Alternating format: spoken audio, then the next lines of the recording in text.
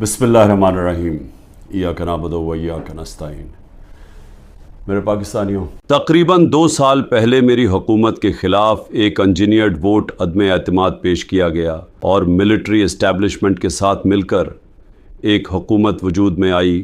اس کے بعد سے سابق آرمی چیف جنرل باجوہ اور موجودہ army chief general Asim Munir کی براہ راست رہنمائی میں ملٹری اسٹیبلشمنٹ نے پاکستان کے سیاسی ماحول سے میری پارٹی کی موجودگی کو ختم کرنے کے لیے ہر حربہ آزمایا ہے۔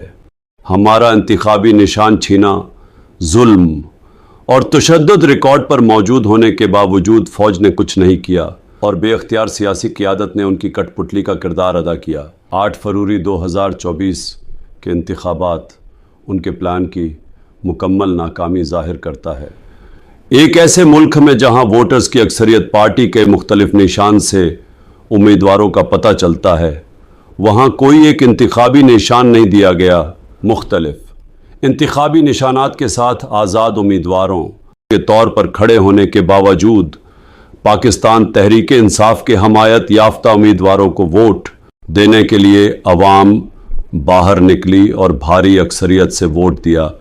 8 فروری کو پاکستانی عوام نے ملٹری اسٹیبلشمنٹ کے ایجنڈے کو جمہوریت کے ذریعے مسترد کیا اور ایک جمہوری انتقام لیا اور ریاست کی جانب سے بنائے گئے 9 مئی کے بیانیے کو بھی مسترد کیا۔ بدقسمتی سے عوامی مینڈیٹ کو قبول کرنے کے بجائے ملٹری اسٹیبلشمنٹ نے غیظ و غضب میں آ کر ہارنے والوں کو اقتدار میں لانے کے لیے انتخابی نتائج میں ہیرا پھیری کی۔ حالیہ ضمنی انتخابات میں بھی یہی ووٹ ٹیمپرنگ دیکھنے میں آئی، جس کے نتیجے میں آج پاکستان ایک خطرناک دوراہے پر کھڑا ہے۔ عوام نے ریاستی انتخابی سازشوں اور نہ صرف پی ٹی آئی کی قیادت بلکہ اس کے کارکنوں پر بھی جبر، قید و بند اور اذیتوں کو بھی مسترد کر دیا ہے۔ پاکستان کی تاریخ میں عسکری قیادت پر اس طرح کھلے عام تنقید کبھی نہیں دیکھی گئی، جبکہ حکومت اس وقت ایک مذاق بن چکی ہے۔ ریاست نے رد عمل کے طور پر نہ صرف پارٹی کارکنوں پر تشدد اور دباؤ میں اضافہ کیا بلکہ صحافیوں اور انسانی حقوق کے ورکرز پر بھی دباؤ ڈالا جا رہا ہے۔ سوشل میڈیا پلیٹ فارمز پر پابندی لگاتے ہوئے ایکس کو مکمل طور پر بند کر دیا گیا ہے۔ اس سب کے بعد عدلیہ کی آزادی کو ایک منظم طریقے سے ہر سطح پر تباہ کرنے کی کوششیں جاری ہیں۔ ججز کو ہر طرح سے دباؤ میں لایا جا رہا ہے، بلیک میلنگ اور خاندان کے افراد کو ہراساں کیا جا رہا ہے اور مجھ پر بنائے گئے جھوٹے مقدمے چلائے جا رہے ہیں، جس میں نہ حق دفاع دیا جا رہا ہے اور نہ ملک کے قانون اور آئین کی خلاف ورزیوں کی پرواہ کی جا رہی ہے۔ چیف جسٹس آف پاکستان قاضی فائز عیسیٰ اور اسلام آباد ہائی کورٹ انصاف فراہم کرنے میں مکمل طور پر ناکام ہو چکے ہیں، لیکن اعلیٰ عدلیہ کے جج عدلیہ کی آزادی کو تباہ کرنے کی کوشش کے خلاف اٹھ کھڑے ہوئے ہیں۔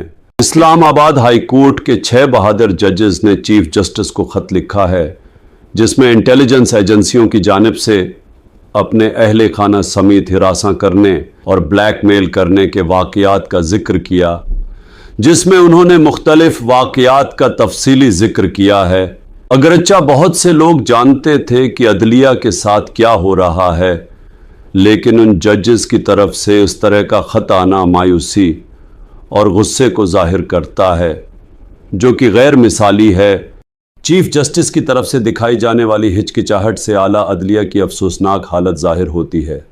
چیف جسٹس نے 6 ججز کے خط پر سپریم کورٹ کے فل بینچ تشکیل دینے اور خط میں نامزد افراد کو طلب کرنے کے بجائے ججز کو ہی کٹہرے میں کھڑا کر دیا ہے۔ بحران میں گھری ہوئی معیشت، بڑھتی ہوئی مہنگائی اور سیاسی طور پر ناراض عوام اپنے انتخابی مینڈیٹ کو چوری کرنے اور معاشی طور پر مشکلات کا شکار ہونے کے ساتھ ریاست سے الگ کھڑی ہے۔ ریاست اپنی سنگین غلطیوں کو کم کرنے کے لیے تیار نہیں، جس کی وجہ سے پاکستان اس نازک موڑ پر پہنچا ہے۔ ریاست ناقدین کے خلاف جبر اور تشدد کے اپنے منتر سے آگے نہیں بڑھ پا رہی، اسی راستے پر چل رہی ہے جس پر یہ 1971 میں چلی تھی، جب اس نے مشرقی پاکستان بنگلہ دیش کو کھو دیا تھا۔ اس سب کے ساتھ ملک میں دہشت گردی میں اضافہ اور بلوچستان میں بڑھتی ہوئی جبری گمشدگیوں میں اضافہ ہو رہا ہے۔ भारत पहले ही पाकिस्तान के अंदर कत्ल व गारत गरी का एतराफ़ कर चुका है और अफ़गानिस्तान के साथ बैनुल अक़वामी सरहद बदस्तूर गैर मुस्तहकम है। पाकिस्तान मिलिट्री इस्टेब्लिशमेंट की अमरीकी फ़ौज की पाकिस्तानी फ़ज़ाई हदूद तक रसाई और उससे मुताल्लिक़ा सहूलियात की फराहमी के बदले में अमरीका से गैर मशरूत हमायत की तौक़्क़ा अमरीकी महकमा ख़ारिजा की इंसानी हुकूक से मुताल्लिक़ ताज़ा तरीन रिपोर्ट्स की इशाअत के बाद खाक में मिल गई हैं, जिसमें नुमायां तौर पर पाकिस्तान में इंसानी हुकूक की खिलाफ वर्जियों को उजागर किया गया है। ऐसी सूरत में जबकि अवाम के साथ तसादुम जारी हो रियासत का, तो एक बार फिर बैनुल अक़वामी मालियाती फंड पर इन्हिसार करने से पाकिस्तान में कोई इस्तेहकाम नहीं आएगा। इस बहरान से निकलने के सिवा कोई रास्ता नहीं है कि अवाम का मैंडेट बहाल किया जाए और तमाम सियासी कैदियों को रहा किया जाए, जिनमें फौजी अदालतों का सामना करने वाले कारकुनान भी शामिल हैं। मिलिट्री एस्टेब्लिशमेंट ने मेरे खिलाफ हर मुमकिन कोशिश की, अब उनके लिए बस मुझे कत्ल करना बाकी रह गया है। मैं खुलेआम कह चुका हूं कि अगर मुझे या मेरी अहलिया को कुछ हुआ तो उसके जिम्मेदार जनरल आसिम मुनीर होंगे, लेकिन मैं मौत से नहीं डरता क्योंकि मेरा ईमान मजबूत है। मैं गुलामी पर मौत को तरजीह देता हूं। पाकिस्तान जिंदाबाद।